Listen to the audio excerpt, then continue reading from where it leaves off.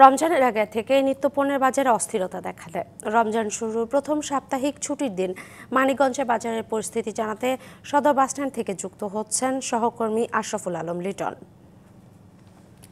লিটন, আমরা জানি যে রমজানের প্রথম সাপ্তাহিক ছুটিতে বাজারে সবজির সরবরাহ এবং দাম কেমন দেখছেন, এবং সয়াবিন তেলের একটা সংকট অনেকদিন ধরেই চলছে, তা নিয়ে কি বলছেন ক্রেতারা, আমাদেরকে জানাবেন।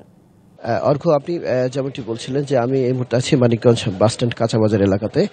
তো আমাদের এই রমজান উপলক্ষে যে এই বাজারে যে সপ্তাহের ব্যবধানে কিন্তু সবজির যে দাম সেটি কিন্তু সবজি ভেদে দাম কিন্তু বেড়েছে, প্রকার ভেদে 10, যেটা কিনা রমজান শুরুতে 80 থেকে 100 টাকা কেজি ছিল।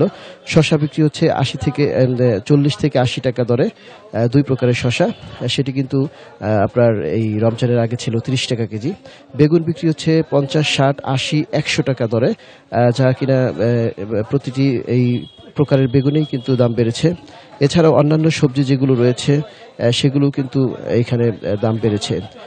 রমজানের যে প্রধান, যে রোজার যে প্রধান ইফতারের যে প্রধান যে খাবারটা সেটা হচ্ছে ছোলা, সেই ছোলাও কিন্তু এখন বিক্রি হচ্ছে 105 থেকে 110 টাকা কেজি দরে, যেটা কিন্তু রমজানের শুরুতে 90 থেকে 95 টাকা কেজি দরে দাম ছিল।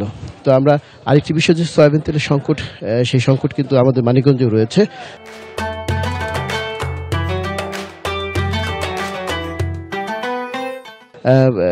এইখানে আমরা একটু কথা বলতে চাই এখানকার একজন সবজি বিক্রেতা, ওনার সাথে আমরা একটু কথা বলবো।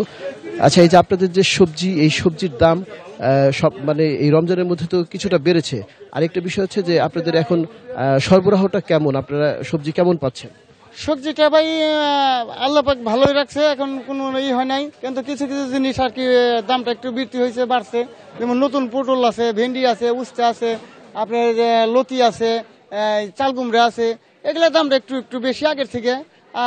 এখন বর্তমান বেগুনটার দাম একটু বাড়ছে, লেবুর দাম বাড়ছে, শসার দামটা বাড়ছে, এমনি আলুর দাম বাড়ছে, একটু সবটার দাম একটু একটু বাড়ছে আর কি। এখন আপনাদের যে সরবরাহ, মানিকগঞ্জের সবজি কি আপনারা পাচ্ছেন কিনা, না কোথেকে? মানিকগঞ্জের সবজি ভাই এখন আমাদের মনে করেন পাচ্ছি, কিছু কিছু বেগুন পাচ্ছি, তারপর শসা, উস্তা, পটল, ভেন্ডি, এগুলা ভাই আমাদের তো মানিকগঞ্জের না, এগুলা যশোর থেকে আসে। আর ভেন্ডিটা আমাদের এলাকায় মানিকগঞ্জে, উস্তা আসে নৌসন্দি থেকে, লতি আসে নৌসন্দি থেকে, এইভাবে আসে। বটবুটি আছে, বটবুটি আসে আপনার হলো কুমিল্লা থেকে।